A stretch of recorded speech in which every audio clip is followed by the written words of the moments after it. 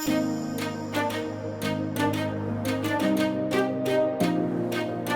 podcast is for general information only. If you're after advice for your own situation, it's best you chat with a licensed financial advisor. Hi, welcome to another of our podcasts in our series that we've called Intergenerational Thinking from Aurellan Asset Management. I'm Anthony Edmonds. I'm one of the founders and directors of Aurellan, and today I'm delighted to be joined by my colleague, Chris Di Leva, who is, what are you, Chris? You're Chief Executive or Managing Director, because you're Director of a business, plus also the Chief Investment Officer at Aurellan. So welcome. Thanks, Anthony. Yeah, and why don't you take us back in time? I think you're pretty unique in my career. I've worked with a lot of people, and you're probably one of the first people I've worked with who's a true Wellingtonian, right? Born and bred. Yeah, that's right. So, born and bred in Island Bay with a bunch of other Italians. Really great community to grow up in, the Italian community.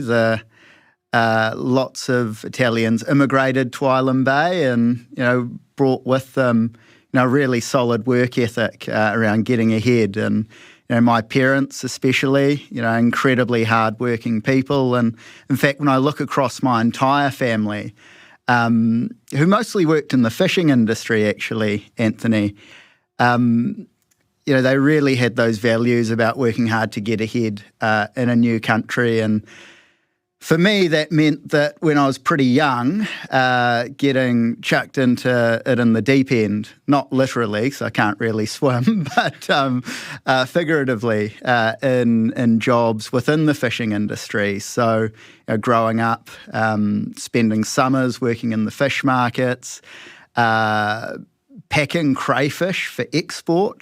One of my uncles, Brendan Mio, he had a crayfish export business. So often, and particularly when I was a bit older, coming back from town at 2 a.m, didn't really go to sleep because I was due to pack crayfish at about 3:30. So those were interesting times, but actually really good skills for the asset management industry.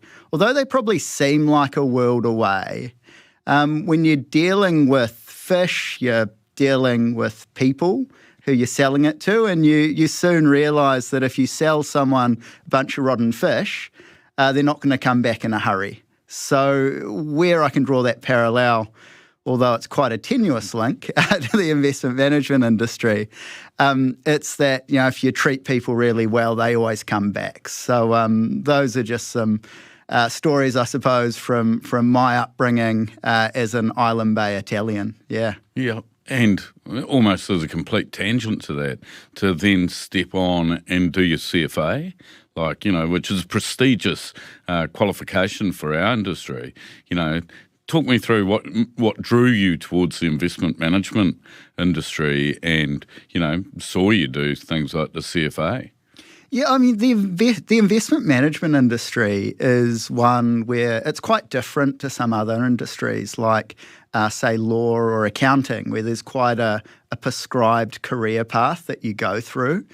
As an accounting graduate, you'll apply to all the major, say, Big Four accounting firms. But with investments, it's really hard to get into. You really just don't really know where to go.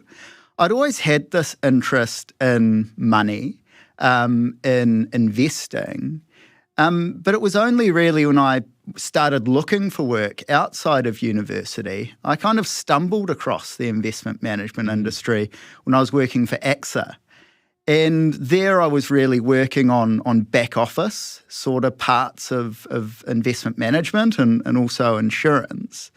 But there I actually met a guy called Peter Verhart. We were both working at a fundraiser barbecue. AXA was great at doing these things in the community, something that people like Ralph Stewart were, really community-minded people, and they made sure that we did a lot in the community.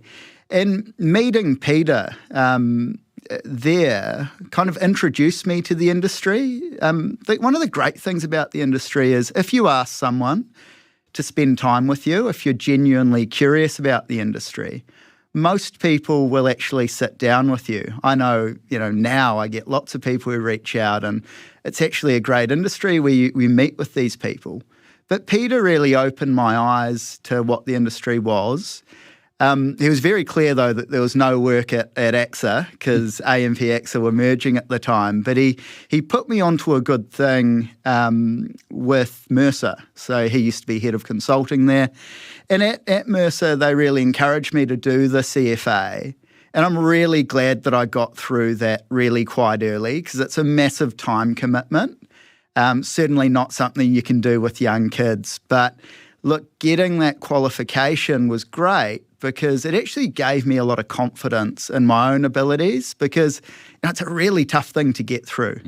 There's a statistic at the time that they used to spout off, and it was something like 1 in 5 people that sit the first exam actually end up with the charter.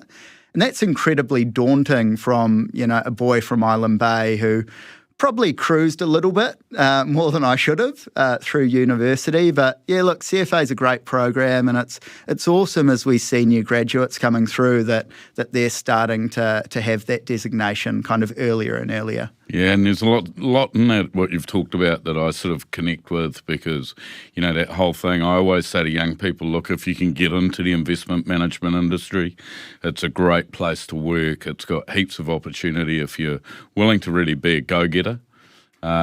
And part of it, I guess, is developing yourself, right? And the CFA qualification, again, I can't say that I've ever enrolled and done it myself, but I've helped lots of people that we've sponsored into that program. If you're a young person listening, if you do it, make sure you're prepared.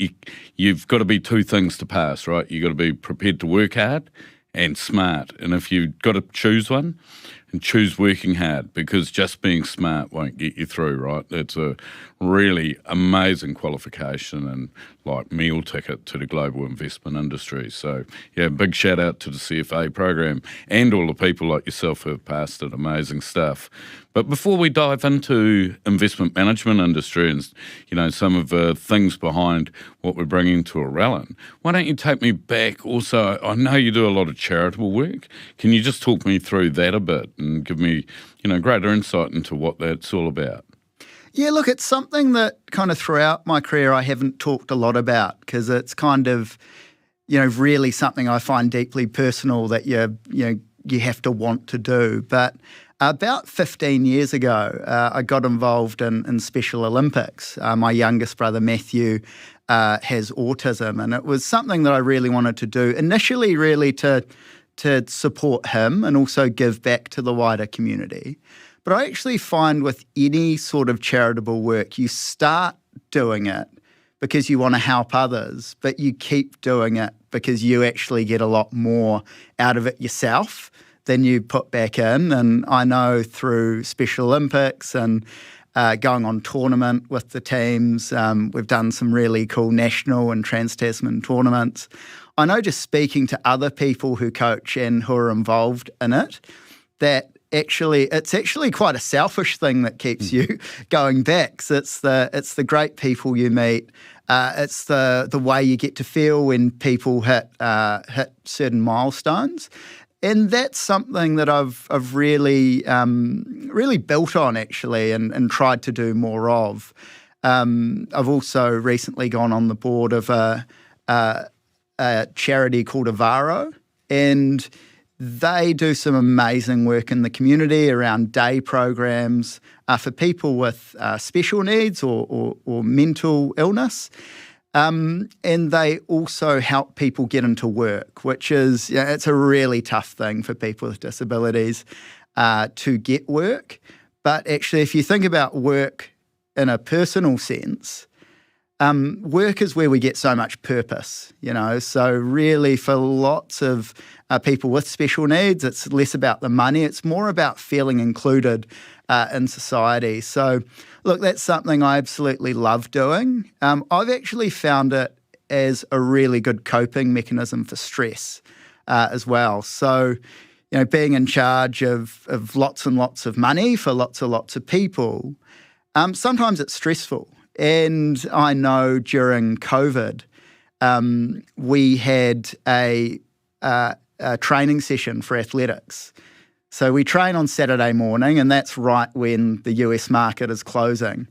And I can remember right in the depths of COVID, and obviously it wasn't quite when we were in lockdown, so we're still at training, but I remember looking at my phone and looking at it and seeing that markets were down something like 7 or 8%, but actually looking around me and seeing everyone at Special Olympics still breathing, still walking, still training, still working really hard. And that's actually a really good leveler when you go through these periods in the market, which can feel quite isolating, particularly because I've always taken my fiduciary responsibility. It's always been something that's been very high on my list, preserving people's capital when they invest with you. But actually having that broader perspective of the challenges that people face stops you from being really myopic in times when things get really, really tough. Yeah, no, it's a great insight, Chris. So thanks for that. And yeah, it's interesting to find out more about you as a person, because obviously we've known each other for a long time within the investment industry. But why don't you tell your side of our story in terms of how we got together and really came up with Aurellan? Yeah, so you're a great traveller in your role at Apex, and certainly at Harbour, between the various schemes that I was involved with and clients we had around the country, I was kind of on the plane kind of 2 to 3 days a week. So it was only a matter of time till we were kind of sat next to each other on a flight. And I suppose where we've really connected, Anthony, is I suppose we see the world through a similar lens, in that we've come from that multi-manager background, you through AMP Capital and your connection with Russell, and me through Mercer. And, what we've really bonded over in this time is just that when we build global portfolios, there's probably a better way to do it, right? That was the thing that really struck me as we were kind of sitting there, is that we have this, I suppose, shared connection of how money should be managed. I remember on the flight talking about tax. It's a real hot button for both of us, because really when I look through the industry at the moment, and I look at the vehicles that are used, a lot of them just really don't tick that box for me of tax efficiency. And again, it's just one of those things that people find incredibly boring, but it is incredibly important, because when you're receiving returns, you're receiving them after fees, which we pay a lot of attention to, but also after tax as well. And actually tax leakage in many cases can be more than fees, right? So look, having that shared, those shared values, sitting on that flight, I kind of remember going home and talking to Lauren about it and saying, "Oh, Lauren, Anthony and I had this really interesting conversation on the plane. He's, thinks there could be a business idea out of it." And I said, "Oh, let's see what happens." But to be honest, after that flight, while I was excited and energized by it, I suppose what I don't have that you have, which I've kind of observed through our interaction with one another, is you've got this real optimism around just believing that you can get things done and started. And I suppose that's been displayed through the businesses that you've successfully executed through time. But that was the bit going home and talking to Lauren, which I was thinking, well, Anthony's optimistic about this, but whether we can make a business out of it, who knows? But, Yeah. And that's a really interesting thing for me too, from my perspective, Chris, because I guess I talk to a lot of people about business ideas, starting businesses, but something that's often missing is the commitment from people particularly within the investment management industry, of leaving the safety net behind that, is offered through a corporate role. We're in an industry that's well paid. There's a lot of comfort in working for those big groups. And I was really impressed that you were someone that was willing to step outside your comfort zone. So what do you think that's about? Like, what's behind that? Yeah, I surprised myself actually in how easy I found it to make the move because, without going into too much detail, corporate salaries are really attractive and I've got 2 young kids at home. But I think 2 things made it really easy for me. One was the personal front. I'm very fortunate that, being in the industry for a while and I suppose not having a really high cost base in the way that I live my life kind of put me in a position and my family in a position where we could at some point take the risk in going into business. The other thing was just the support that I have at home as well. I'm really lucky that Lauren's at home with our 2 boys. And we always talk about the fact that she's doing the job that she absolutely loves. And I've always really had the benefit of doing work that I'm really happy and passionate about. So having that encouragement from home really made it a lot easier. The other thing too is with my upbringing, being, I suppose, a child of, people who came to New Zealand with not a lot, I've kind of learnt that opportunities are a real privilege to have because there's lots of people out there who are in different situations that actually don't get opportunities. And, if I look at my father coming here, without kind of any education, he just knew how to fish. He didn't have many options on what he'd get to do, but he worked really hard so I would get some opportunities. So I never found the process stressful at all. We'd sit home and talk about it and we'd go, isn't this great that we've got this opportunity? But from a professional front, it was a very, very easy decision as well because it comes down to the purpose. We've got a very clear vision for the firm. We believe that people can get access to global assets in a better way, more tax efficient way, a more transparent way. And when you've got something like that you're really, really passionate about and you're really excited to deliver, everything else kind of falls into place. And, when we were discussing about whether we would launch Aurellan, a few things had to come together for us to do that, right? One was getting the right global partner, but 2 was actually getting the right people to own the business with us. Because the way we're running the business is we're running it so we're really aligned with the client. But to do that, actually, we have to be incredibly long-term in our thinking. And that comes down to, the way we're governed and owned as well. So that's where it was great to meet Campbell. And as soon as I met Campbell, I felt that we were kind of 3 peas in a pod, and it's kind of been like that ever since. Decision-making has been easy. And we remarked a few times, Anthony, when we were starting Aurellan, we kind of said, we thought that'd be hard, but that'd be easy. And I think the reason that it was easy is because we were sitting around a table with people who had the same goal as we did. So, that's why it was easy to take the plunge in a very long-winded way. Yeah, and I think Chris, for my part, lots of people sort of can get themselves into having the position of financial sort of, stability to do these things, equally support from others. But the thing they lack is sort of the self-belief, and particularly in an industry where the individuals are a key component of a product. It's that self-belief and understanding or knowledge within yourself that you can execute on your business that I think that you'd sort of you've touched on, but that's the element for me. It's always a test when I talk to people about those sort of things. Would they go out and work for themselves? Do they really believe in themselves? So part of it that I guess I was really thrilled about when you and I talked about setting up the business was your self-belief and your happiness to say, yep, I'm going to have a crack, I'm going to back myself.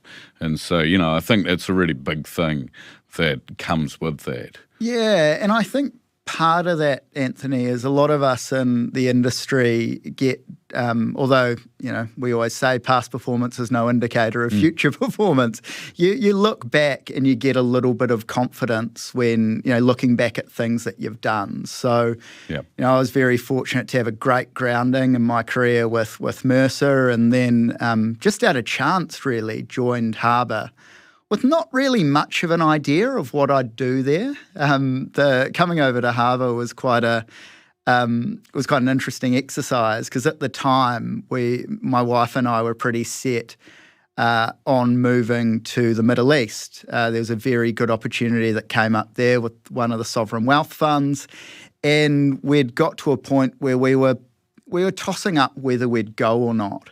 And I just had this nagging thing at the back of my mind that it was a move that was purely based on money.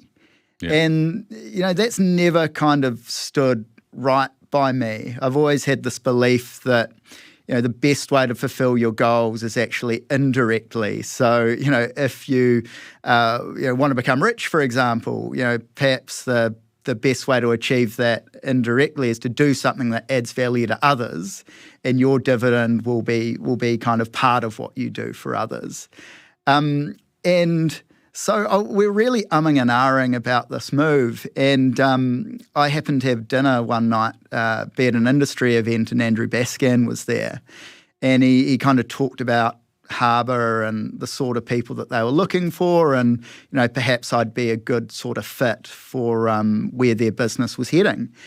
And starting out there, they didn't really have a multi-asset business. People know Harbour as the business it is today, with I think under multi-asset we had close to 13 billion by the time that I'd kind of left. But Harbour at the time was more of a domestic equity and domestic fixed interest shop. They'd just started a partnership with T. Rowe Price that had that going for a couple of years. And really, being able to execute on some growth in that business did give me some confidence for when I went to make the decision. Of course, this time not doing it under the, secure umbrella of an established firm, though you could argue with our Wilshire partnership, we do have elements of that. Kind of gives you the confidence to step out and kind of pursue this opportunity. Yeah, and so talk me through, the decision to appoint Wilshire. Like, take me through that journey in terms of working with them. Yeah, so, the way we've structured the firm, for me is really a collective of all of our experiences to date, right? We're taking the best practice that we've learned around tax that we've experienced through structuring PI funds in New Zealand. We've also looked to take the elements of that I learned at Harbour around really being empowered to make decisions in New Zealand, which is incredibly important given our investors are in New Zealand.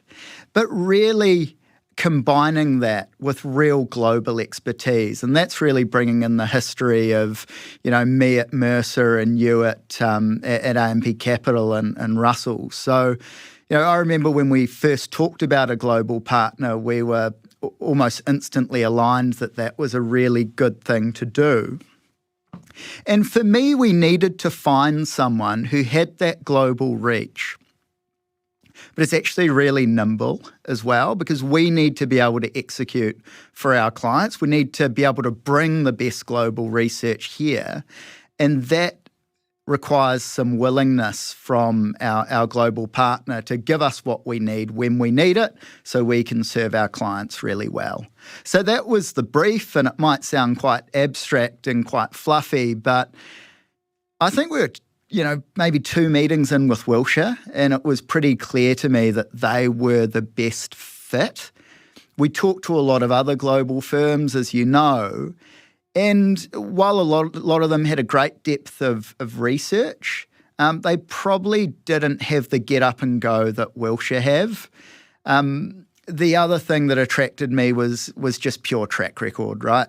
If we're not able to add value for our clients, we shouldn't be in business. We don't deserve to be in business. So having a partner that's got that track record, and I think it was actually their international equities fund that really sealed it for me, because that's such a key part of portfolios to get right.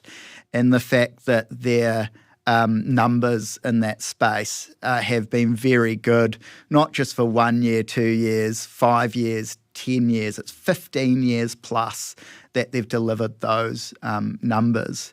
And I think the crowning thing really was we were on a family holiday, and we got to go take the kids to Disneyland, which was always a dream of mine. It was certainly not the holidays that I'd have as a kid. Ours were over the hill to Masterton, but to see my auntie and uncle. But look, taking the kids there and noticing that we were close to where Wilshire was, and I'd always wanted to show the kids Santa Monica Pier because we'd kind of seen it on movies, I think. I thought, well, why not take a quick detour and just, check out Wilshire and, have a coffee with them and just really see what they're like as people. Because, this industry, it's about returns, but the way you get good returns is to have good people. So, sitting there overlooking the Ferris wheel, and then later going on the Ferris wheel, where my wife survived despite her phobia of heights. That really sealed it for me, just seeing the quality of the people that they had, the depth of research that they had as well. So that was worth the detour. I think certainly got some great memories there on the Santa Monica Pier as a family, and really excited for the Wilshire partnership, and as I say, just a top quality organisation. Yeah. And Wilshire, people probably aren't that familiar with them here, but they've been in business for 50 plus years, operating out of LA, but now truly global business. Something like, what is it? There's something like 300 plus people, a large proportion of who go out and research investment managers, right? And there's this whole thing of from here, for our clients, we're going to access the very, very best investment managers globally. You and I aren't going to possibly have a chance of getting right around the world to look at them all.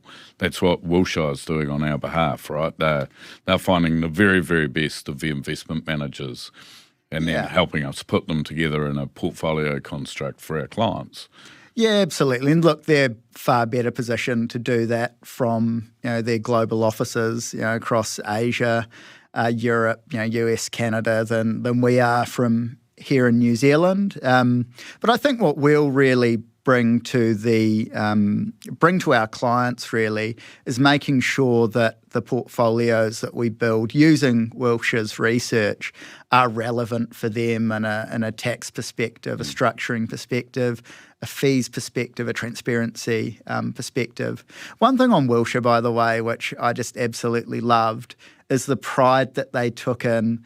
The key measure that they look at as a business is the average tenure of client. And when I looked at that, just values and philosophically, I thought, these are the people that we want to be aligned with. The mere fact that you actually measure that, I've never actually heard of any other firm measuring it, let alone being proud enough to say, hey, the average tenure of the client is 17 years. That's a good lump of time. And these are big clients, right? They're huge, some of the world's biggest pension schemes and investors, huge family offices. I think, it's mind-numbing when you think they consult or advise on $1.5 trillion US, right? That's a big number.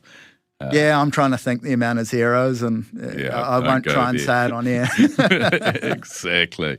No, it's a great company, and provides us with that access to truly global insights. Because what is it of someone's balanced type portfolio? Big chunk of it is offshore assets, right?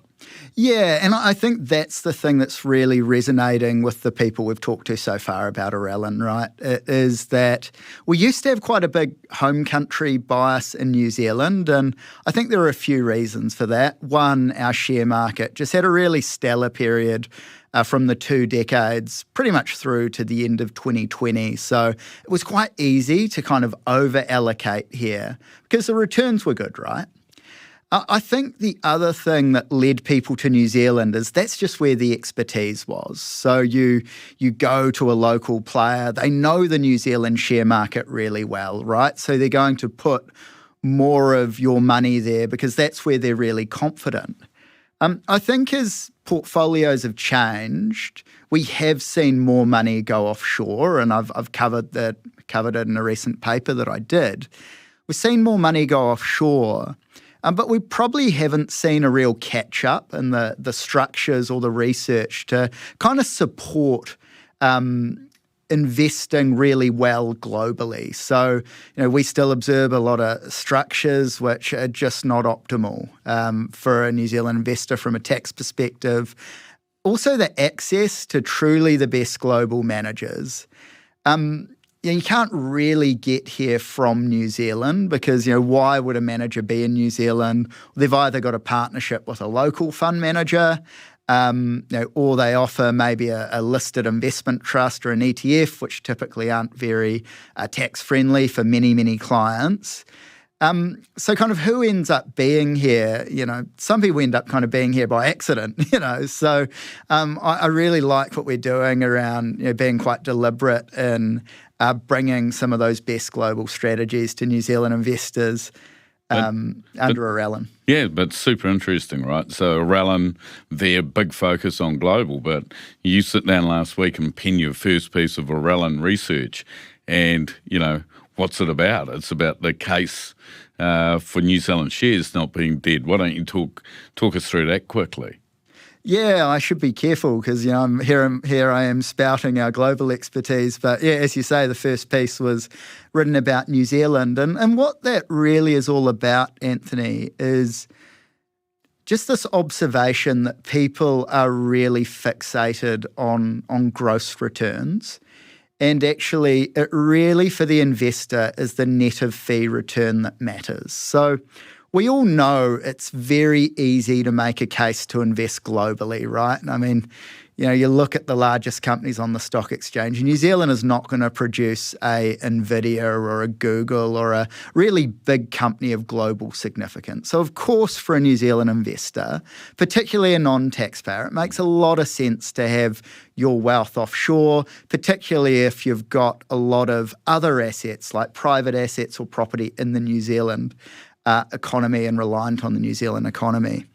But really, what I wanted to draw out in that paper is that New Zealand shares for a taxpayer are incredibly tax effective. And look, I know that people in the industry are very reluctant to talk about tax, and we always have to say things like, I'm not a tax advisor. And by the way, I'm not a tax advisor, just to be clear.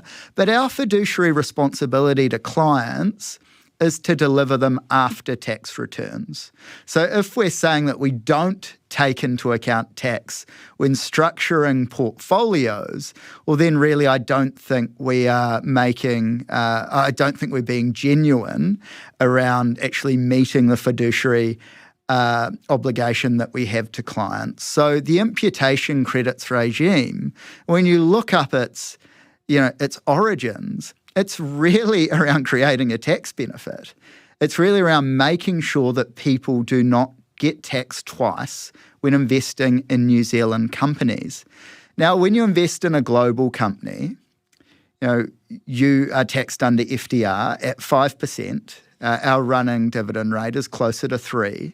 So there's, typically, if those rates stay where they are, all things remaining the same, there ought to be a benefit in investing in something where your taxable income is based on a 3% return versus a 5% return, right? If you're a taxpayer. That stuff's really easy. But then you've got the offset of the imputation credits on the tax that the company's already paid. And that's just something that you don't get globally. It's actually the opposite. You get a withholding tax on your dividend.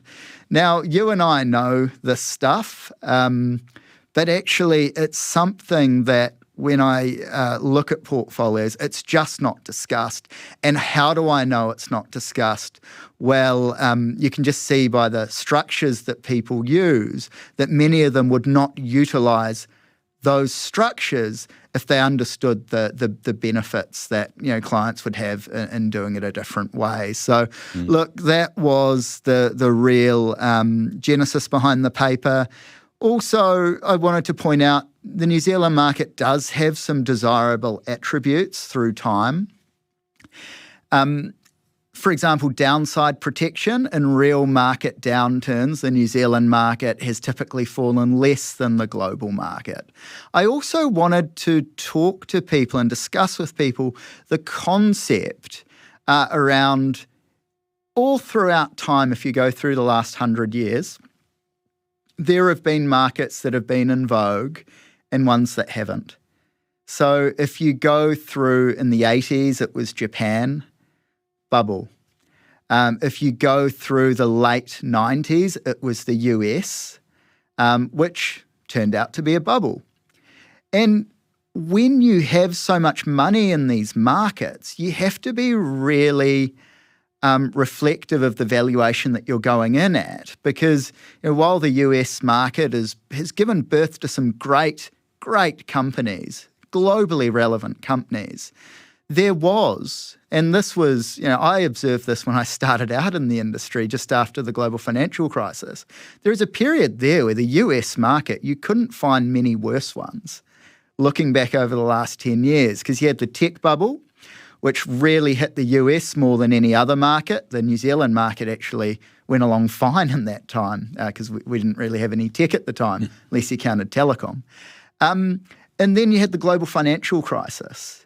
So it's really just to test people's thinking around, markets go in and out of fashion. And if you're investing in a global share index at the moment, the US market has been so successful that depending on the index you're in, 65, 70% of your portfolio will be, in the US. So, look, the New Zealand market does have some benefits just on a diversification perspective, cyclically as well, which I didn't really go into the in the paper. But the New Zealand economy, it's hard to say that it's firing on all cylinders at the moment. So a lot of cyclical companies are trading at quite depressed valuation. So if I look at a world that is quite expensive on a tactical basis for global shares at least, I look at New Zealand and go, it doesn't look quite as bad. And for a tax-paying investor, there could be some benefit to being there. Yeah. And so in real simple lay terms, I think part of your paper really is highlighting that essentially from a tax perspective, the gross return that you get from your New Zealand shares, because of the tax efficiency of the imputation credit, coupled with if you're in a PI fund not paying tax on capital gains, your gross return pretty much is your after-tax return in the most simple sense. That's where I get really good way to put it. Yeah. Whereas global equities, you're paying some tax under that FDR methodology. So, correct. You've got to get a higher gross return to sort of offset that benefit, tax benefit or whatever for New Zealand. That's exactly it, right? Yeah. If you're thinking about, why am I in global shares versus New Zealand shares? Because global shares have done better. Global shares need to do better because they're less tax efficient. Yep. Of course, the quantum of how much better they've done over the past 5 years, you're clearly far better off. You would have been far better off over the last 5 years being in global shares relative to New Zealand. That's not the argument we're trying to make. It's just that on a forward-looking basis, your gross return would need to be higher on global shares to get an equivalent net return with New Zealand, So let's park the investment management stuff and turn more towards the section that's about you. Like, tell us about something that you've bought recently that tells us a bit about you. Goodness me, this is a tough one because most of my shopping is at places like Toy World and the Warehouse or buying clothes for the kids. So nothing really immediately kind of rolls off the tongue. I might actually talk about something we've purchased as Aurellan. And that is, and it's not even a good, geez, I'm pretty boring. It's a service. I'm just always blown away by how tech can make things so much easier. And as a new business, you go through, and some of the key things you do is appoint service providers. And we've been very fortunate with a lot of the people that we've partnered with so far. And one of the firms that I've been incredibly impressed with is this is actually going to sound really boring. I should have thought this through in my head. It's actually an AML software provider.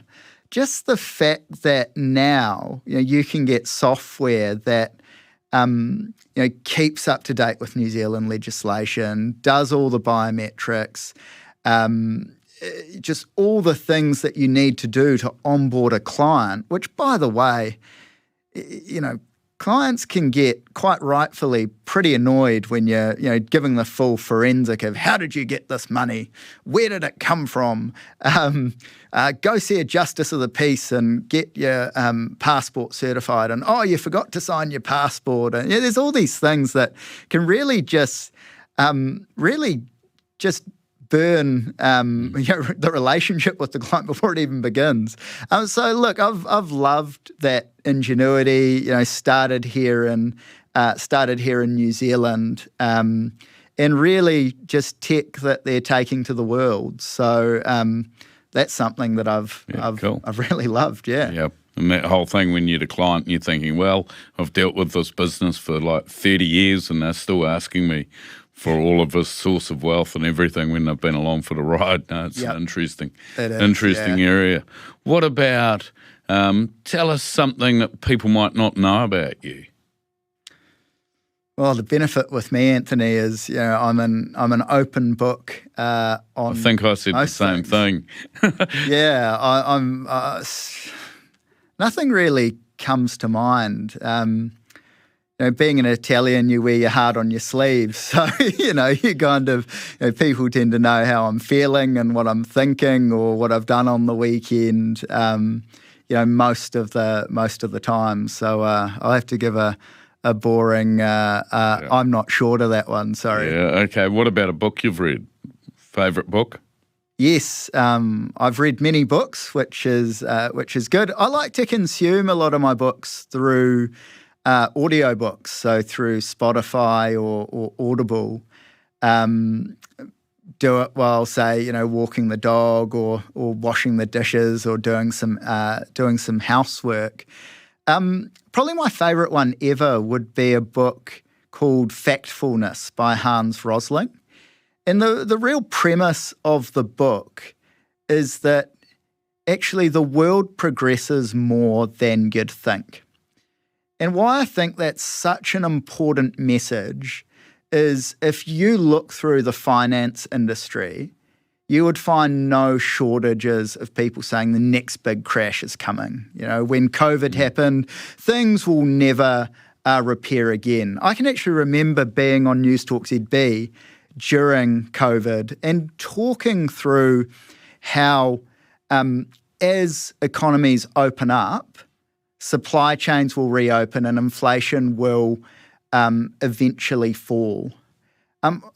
I also remember getting a really animated call. Animated's a nice word for the call, from someone saying, you don't know what you're talking about. Things are just going to get worse and worse. And you do get this mindset, this behavioural aspect that comes in during times of crises. So I like to read a lot of behavioural finance, things like Factfulness that actually look at facts and has a great message.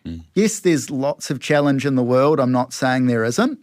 But actually, all in all, on many metrics, the world is progressing and getting better. Yeah, it's almost like if you look back over the last decade, there's so many bad news stories, and yet markets seem to just sail along through that.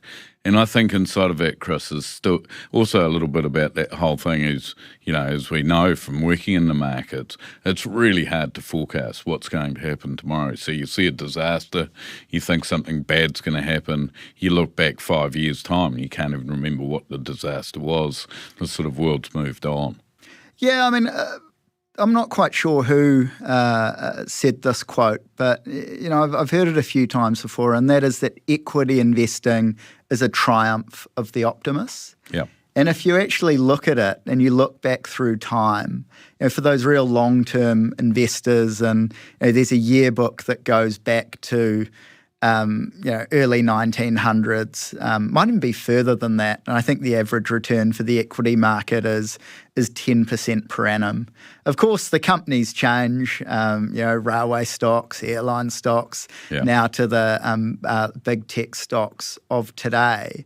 But as economies grow and, as we see these new trends, and some of them are long-term trends, like, growing middle class in Asia and some areas of Africa.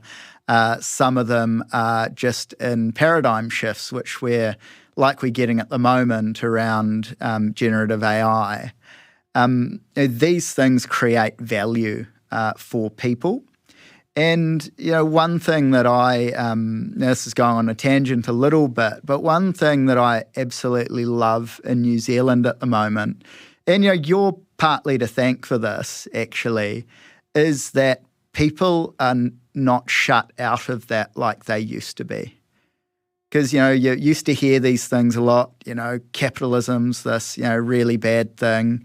But actually, so many people are able to be part of investing in businesses, providing capital to businesses and getting the upside. You look at people's KiwiSaver accounts, started in 2008, or was it 7, right when there was a crash. So, people would have horrible experience later on, but now have actually had a method to grow their wealth. And places around the world are really starting to cotton on to, participation in equity markets and capital markets as a real way of increasing equality. So there's something which is about to be implemented in America called Invest America, where every kid who's born will get an investment, no matter what their socioeconomic background, in the US stock market. So they feel part of I suppose, American capitalism or the American dream. So, that's something that I look at and go, that is so cool. And you played your part with Invest Now. The great team at Sharesies played their part as well. And I just think that's fantastic. Thanks. No, it's interesting. Now, to turn to, what about, in terms of drink, what would it be? Is it coffee? Tea, something stronger? Well, me, I'm a big coffee man, but my other... Piccolos, right? I've learnt. You've had to learn quickly, and it's only piccolos from certain establishments as well. Look, big coffee drinker, but I also, from the motherland, love limoncello, made with the great Sorrento lemons. I was really fortunate that my auntie gave me a bottle to take back to New Zealand. I did declare it, if anyone from customs is watching. And that's just a great tipple. Really warms you up from the inside. Yeah. Yeah, I was worried there for a second it might be Prosecco, but limoncello, close second, I suppose. No, interesting. But thanks for the insights today. Chris, it's been really interesting in terms of stepping across, your time as a child, journey into the investment management industry, the establishment of Aurellan, but more recently, obviously, the discussions turned to you as a person. I think that's given us a great insight into you and what makes you tick. So, thanks for your time. Awesome. Yeah, and so that brings us to the close of another one of our podcasts of intergenerational thinking. Thanks for coming along watching. Don't forget to go to our webpage and to sign up for our research. Also to like us on LinkedIn so you can follow along in terms of the research that we produce for the investment market. So thanks for viewing, and we look forward to bringing you the next in our series on intergenerational thinking. Thanks. Thanks for listening to the Aurellan podcast. Everything we've shared is general information only, not financial advice. If you'd like guidance in your own situation, please talk to a licensed financial advisor.